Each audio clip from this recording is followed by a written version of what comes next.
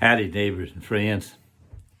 Over in the hill country between Bernie and Comfort, there's a little town called Waring. Waring sits on the Guadalupe River, and they've been flooded several times through the years. But folks just keep on coming back and cleaning up and repairing and persevering. Now, to call it a town is a little bit of a stretch.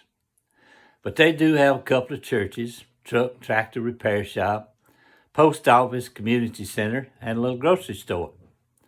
Now, at this little grocery store, you can get a variety of things. You can get gas, you can get bread, milk, get a can of pork and beans, you can get candy bars, soda waters, and you can get beer and cigarettes. Now, in the back of this little store is a place where you can sit and drink your beer or your soda water. You can play dominoes, you can play cards. Now, understand, you may have to play solitaire because this is a little bitty town and there ain't very many folks around. This ain't your Walmart supercenter. So, anyway, they got a little dance floor back there. And on the weekends, they might have some live music. Now, I worked on a ranch down the road, and so I was in this little store quite often. And one day I walked in, this little lady behind the counter, she says to me, she said, "Are you a real cowboy?"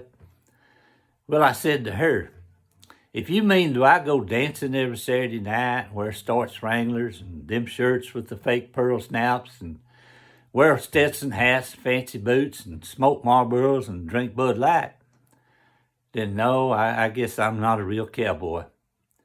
But if you mean do I work horseback, do I work with cattle, do I build fence, do I bale hay, then yes, ma'am, I reckon I'm a real cowboy." Then she says to me, "Yeah, that's what I mean, the one that works cattle and horses and builds fence and all that other stuff." And I said, "Well, I reckon that'd be me. Now, could I have a 6-pack of Bud Light and a pack of them Marlboro 100s? Hold on, people. Don't get excited. I'm just joking with you, okay? I was just kidding there.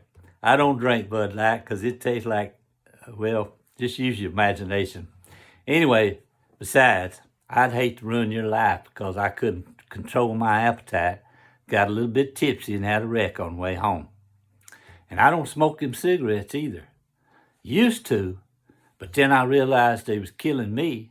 And they wasn't only killing me, they was killing those other people around me. So I laid them down.